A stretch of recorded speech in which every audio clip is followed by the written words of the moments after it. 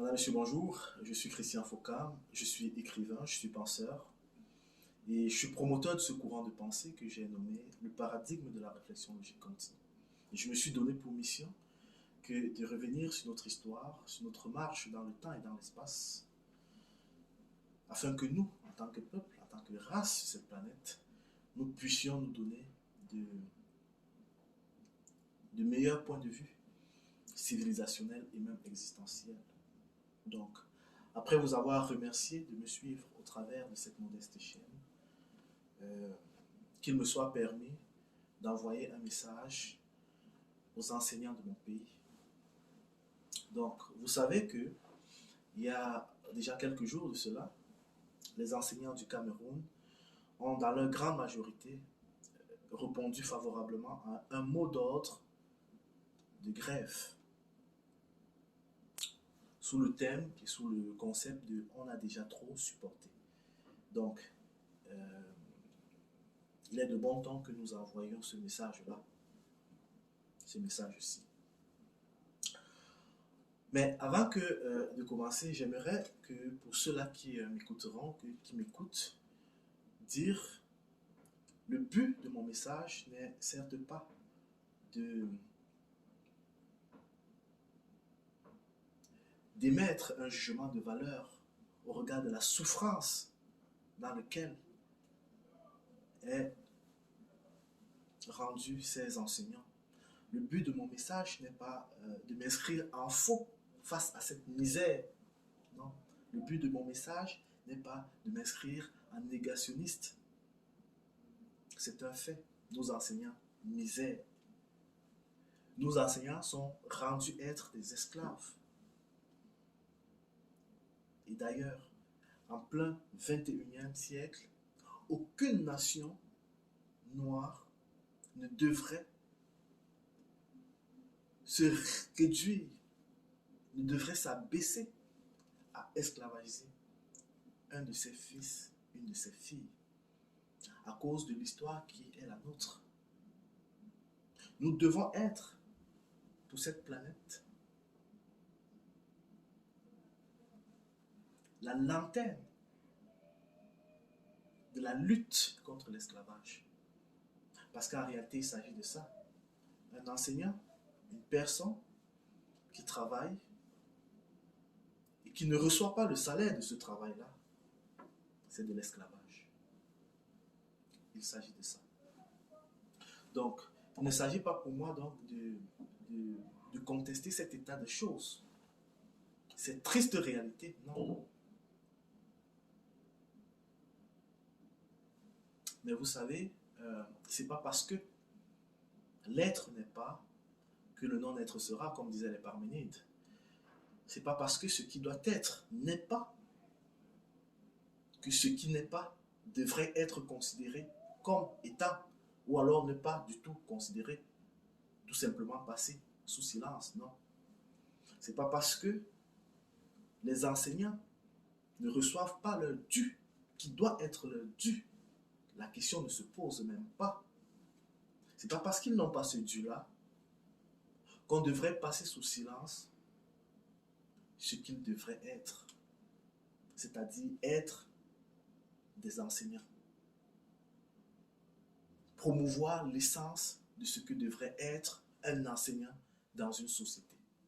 C'est pas parce que l'être n'est pas que le non-être sera. Donc, mes chers enseignants, vous savez, vous êtes pour une société humaine comme la nôtre, les promoteurs de la connaissance. Vous êtes la lumière de la nation, vous êtes la lumière du monde.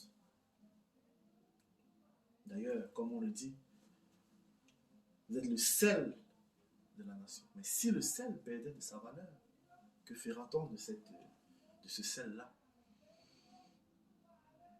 Vous êtes ceux qui nous donnaient, nous, en tant qu'individus d'une nation, les armes afin que nous puissions résoudre les problèmes, tous les problèmes qui pourraient nous advenir de façon rationnelle.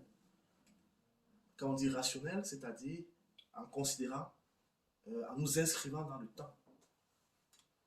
c'est-à-dire en optimisant les problèmes dans cette méthode qui est la vôtre, qui est celle, effectivement, de prendre en considération, après avoir déterminé le problème, la cause, les conséquences et les potentielles solutions, en optimisant les potentielles solutions au regard des objectifs qui sont les nôtres. Donc, vous êtes ceux qui nous donnez cette capacité-là de résoudre nos problèmes de façon à ce que ces problèmes soient acquis en termes expérientiels comme pouvant être à tout égard résolus dès lors qu'on l'a résolu une fois. Donc, si vous n'êtes pas là, nous résoudrons nos problèmes sur la base de nos émotions. Mais vous savez que les émotions ne s'inscrivent pas dans le temps. Si vous n'êtes pas là, nous résoudrons nos problèmes sur la base des traditions. Mais vous savez que les traditions sont intrinsèquement liées aux émotions, donc sont aussi éphémères. Si vous n'êtes pas là, nous résoudrons nos problèmes sur la base, tout simplement, de nos croyances, sur rien de véritablement rationnel. Vous êtes ceux qui nous donnent les armes pour résoudre nos problèmes de façon à la lumière et à la hauteur des êtres de l'ordre de l'humain. Mais alors, la question que je suis fondé à vous poser aujourd'hui est de savoir à quel niveau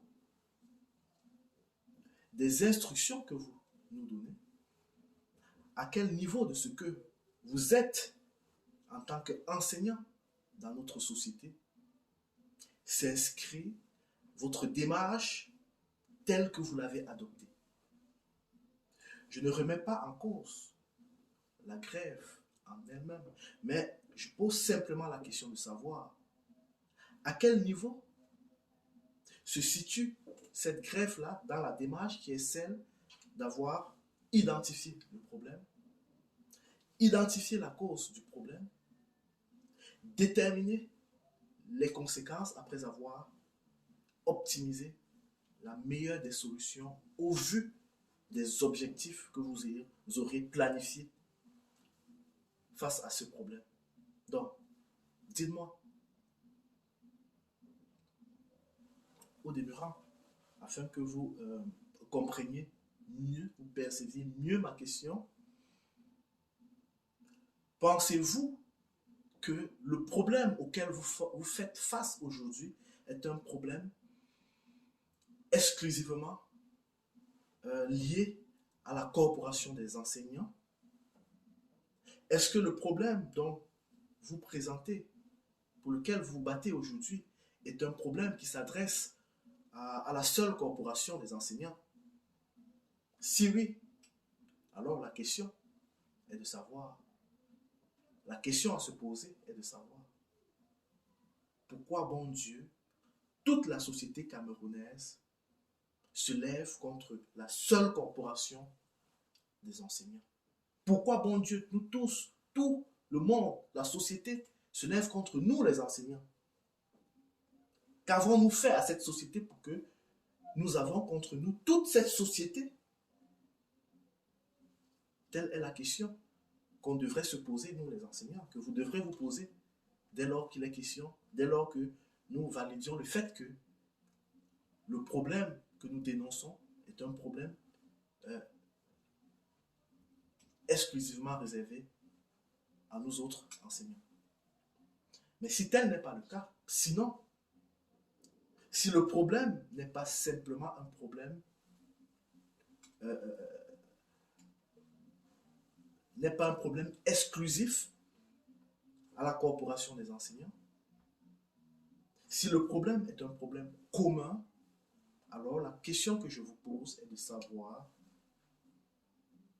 comment, pourquoi est-ce que, alors qu'il est question d'élection, c'est-à-dire quand l'opportunité, l'ouverture nous est donné de mettre sur la table de la société les problèmes auxquels notre société est confrontée, quand il est question de mettre sur la table ces problèmes-là, pourquoi est-ce que ces problèmes sont déviés à la faveur des pseudo-problèmes tels que les partis politiques, tels que les leaders individuels de ces partis politiques, tels que le tribalisme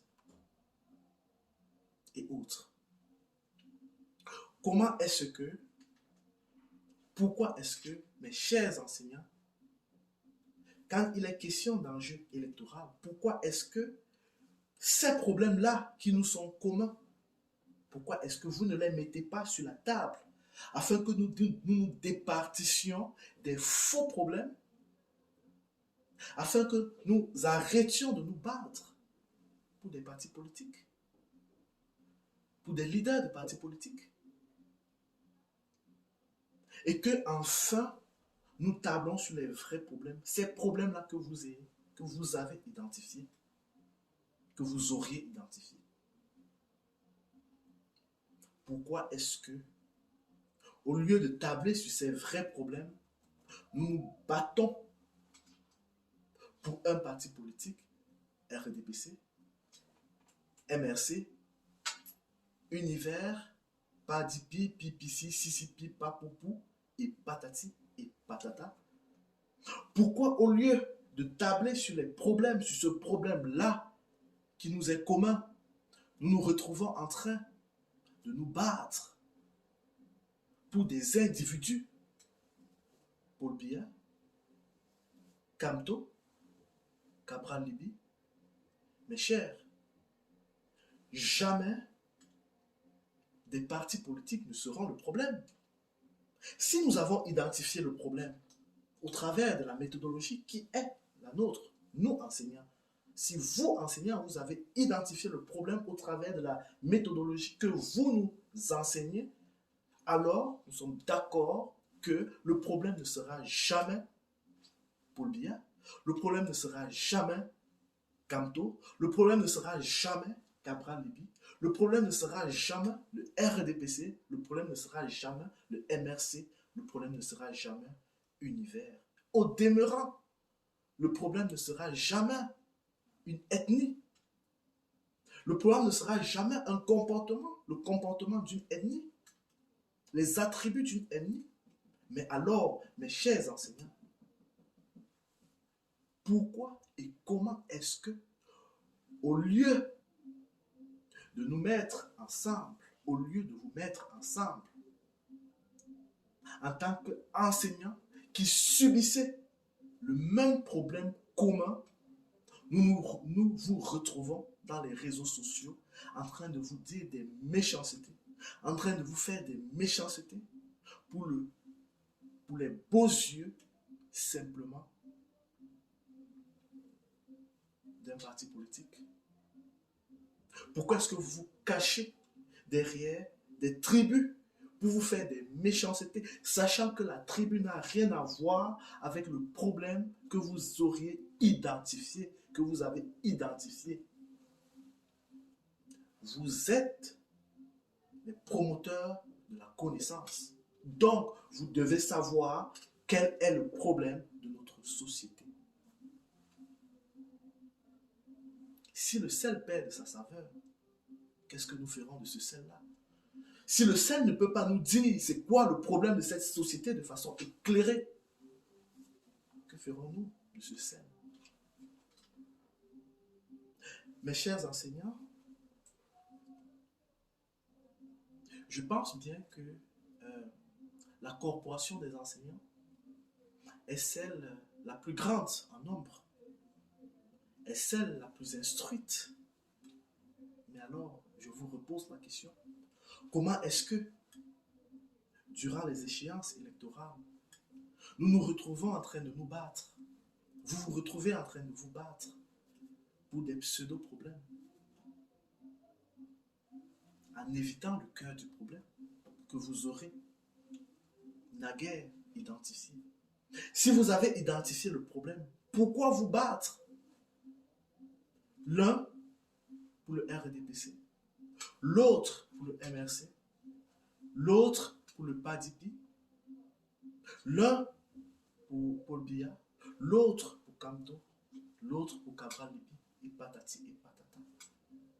Si vous avez identifié votre problème, pourquoi vous cachez derrière les tribus et des expressions tontinard, sardinard? Pourquoi ne pas s'attaquer au cœur et au nœud du problème que vous auriez identifié naguère? Je vous repose la question. Donc, vous savez, mes chers enseignants, comme je vous l'ai dit, vous êtes les promoteurs de la connaissance.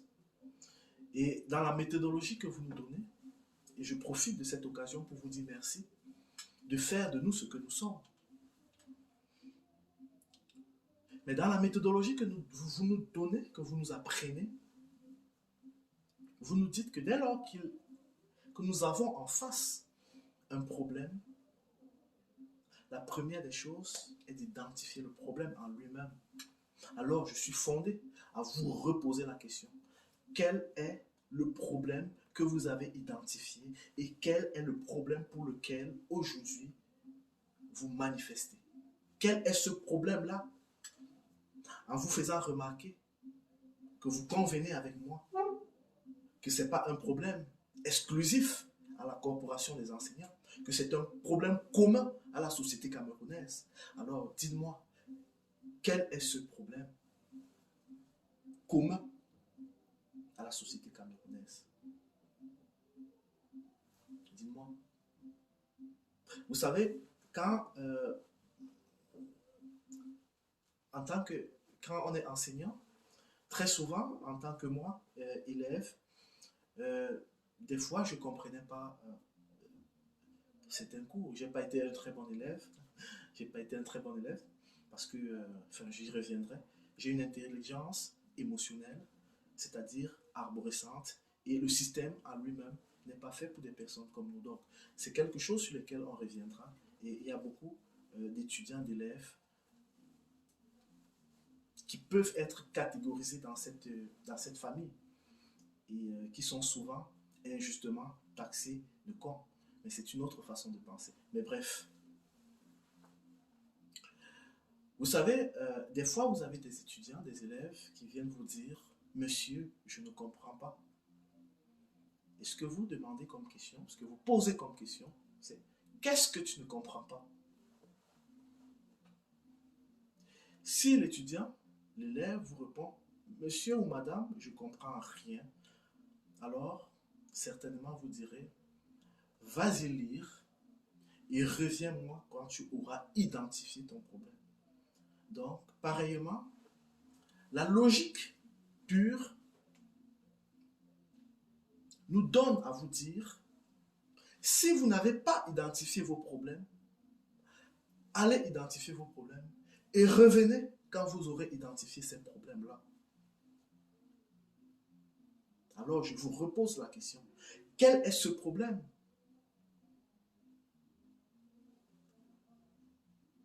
que vous indexez, qui est commun à notre société et pour lequel vous voulez voir une amélioration quelconque? Si je peux me permettre,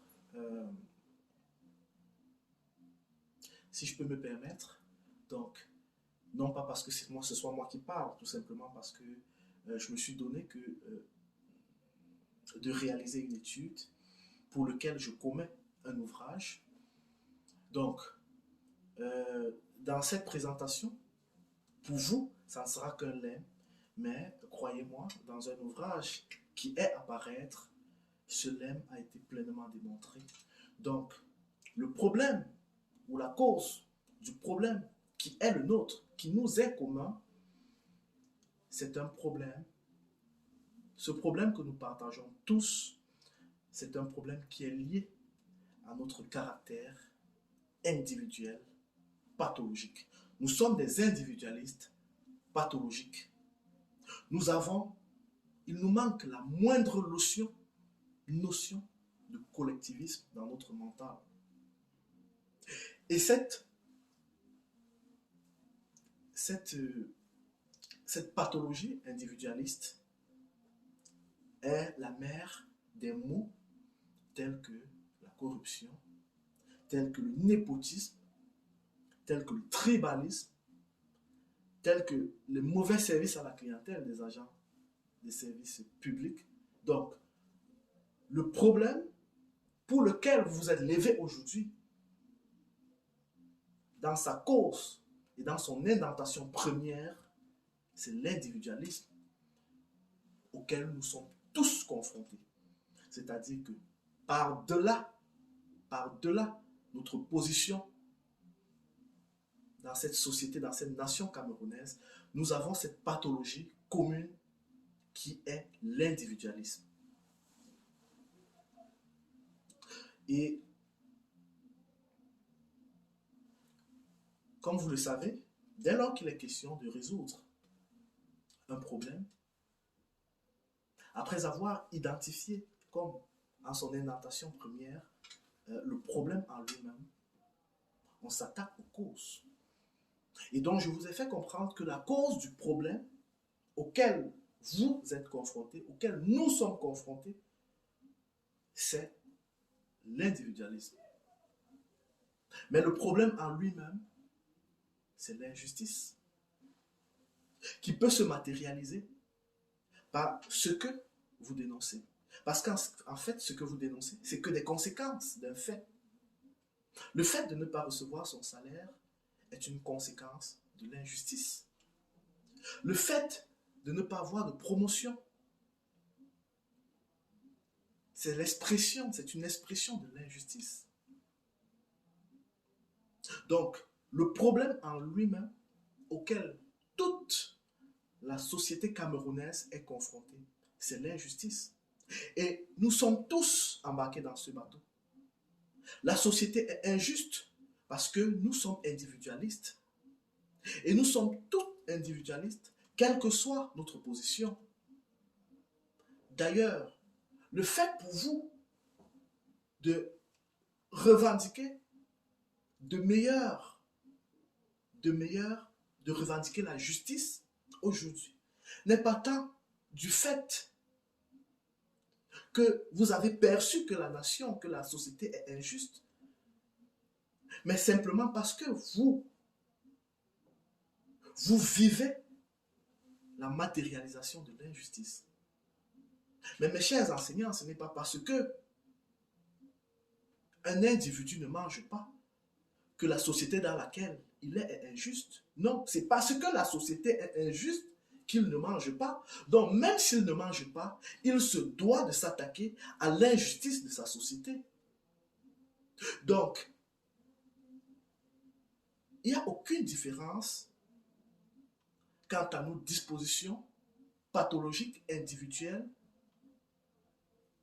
Il n'y a aucune différence entre nous qui ne mangeons pas, entre vous, mes chers enseignants, qui ne mangez pas, et ceux de nos frères qui ont eu la chance d'être du meilleur côté de la marmite.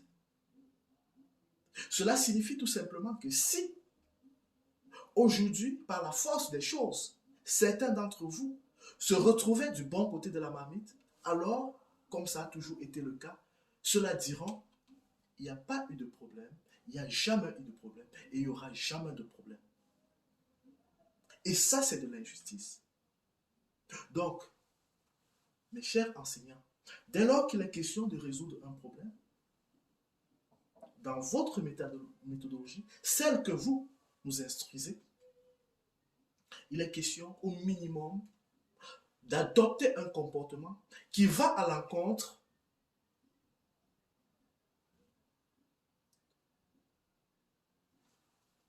du problème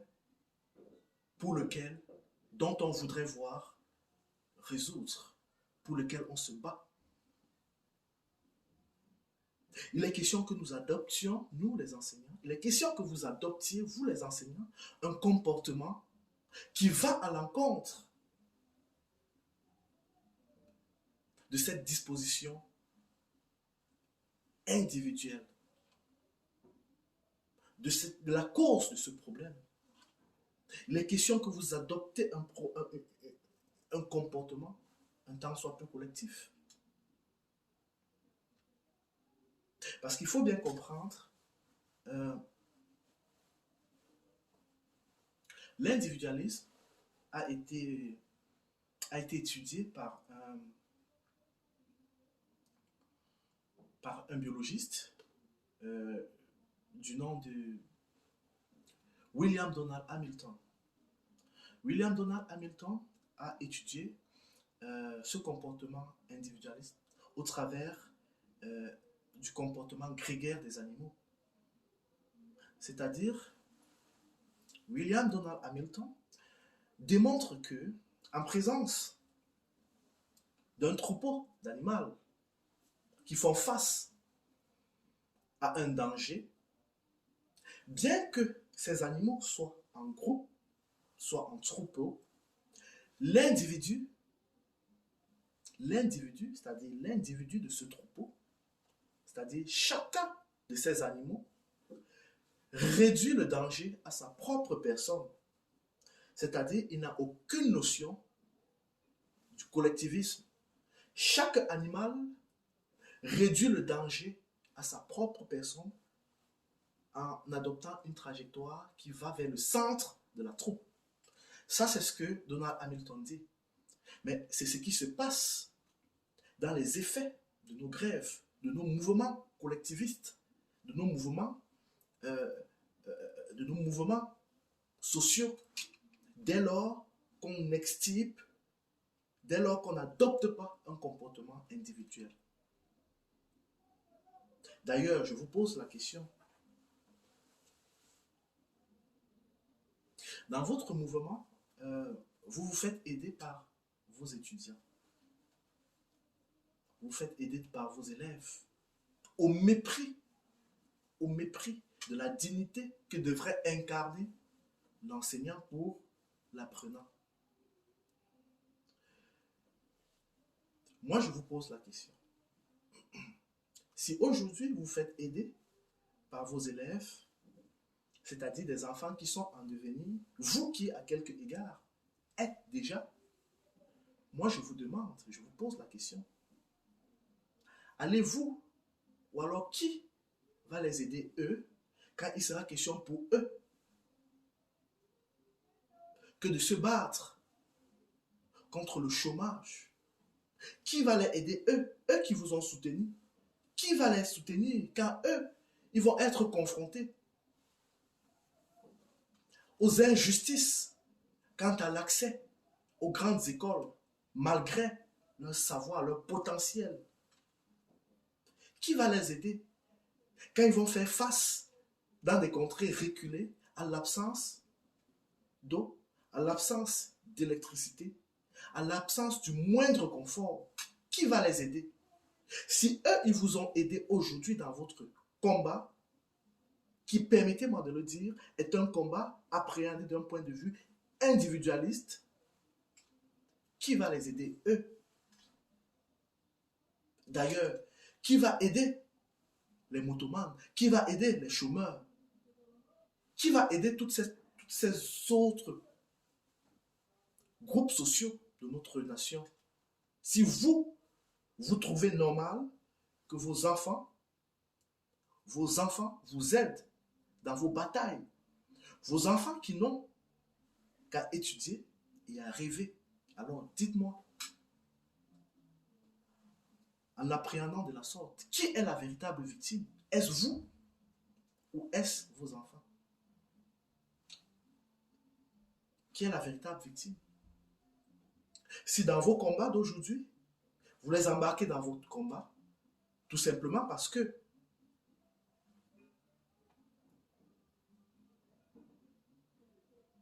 votre démarche est individualiste. Si aujourd'hui vous les embarquez dans vos combats, dans votre combat, sans tenir compte de ce que eux, ils auront à faire comme combat, alors dites-moi, qui va les aider? Et s'il n'y a personne pour les aider, Alors que eux, ils vous ont aidé. Bien que cette situation soit d'abord orientée vers eux qui en sont les victimes, c'est-à-dire qu'ils sont doublement victimes, alors dites-moi aujourd'hui, dans cette démarche, qui sont ceux qui sont les véritables victimes? De façon logique, vous conviendrez avec moi. Ce n'est certes pas vous, nous les enseignants, non. Ce sont les apprenants. Donc, mes chers enseignants, il est venu le temps où le parent doit être parent. Il est venu le temps où l'individu, la nation, où chacun doit s'auréoler de ce qu'il est.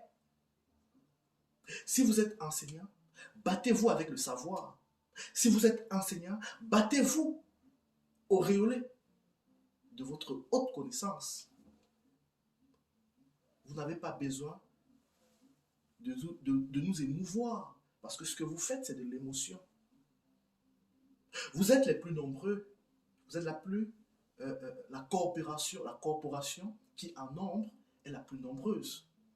Vous êtes la corporation qui en savoir est le plus grand, le plus haut. Donc il y a mieux à faire que d'adopter des stratégies basées sur l'émotion. Parce que ce que vous nous apprenez, ce n'est pas l'émotion. Mais votre stratégie, c'est une stratégie basée sur l'émotion, qui ne s'inscrit pas dans le temps. Bien que vous soyez déflatté aujourd'hui, ça ne garantit pas que vos enfants qui viendront après vous soient déflattés. Ça ne garantit pas que les autres branches de la société, les motomanes, les chômeurs et tous les autres puissent avoir les retombées de votre marche. Mais si les autres membres de cette grande famille qu'est la nation ne peuvent pas bénéficier de vos actions, ça veut dire que ce sont des actions individualistes. Et pourtant, votre démarche devrait s'inscrire dans une lutte contre l'individualisme. Alors, mes chers enseignants, il est vraiment temps que chacun agisse aujourd'hui au regard des dotations qu'il représente ou qu'il incarne. Il y a mieux à faire que d'opposer à un tel problème aussi grave, aussi crucial qu'est l'esclavage, que d'adopter des émotions. Il y a à faire mieux. Vous êtes les plus nombreux. Vous êtes les plus intelligents, vous êtes les plus sages. Alors, la moindre des choses serait de prendre les mesures pour que, en tant qu'humain, dans une société d'humains, dès lors qu'il est question que de tabler sur les problèmes de notre société, faites en sorte que ce problème qui nous est commun soit sur la table.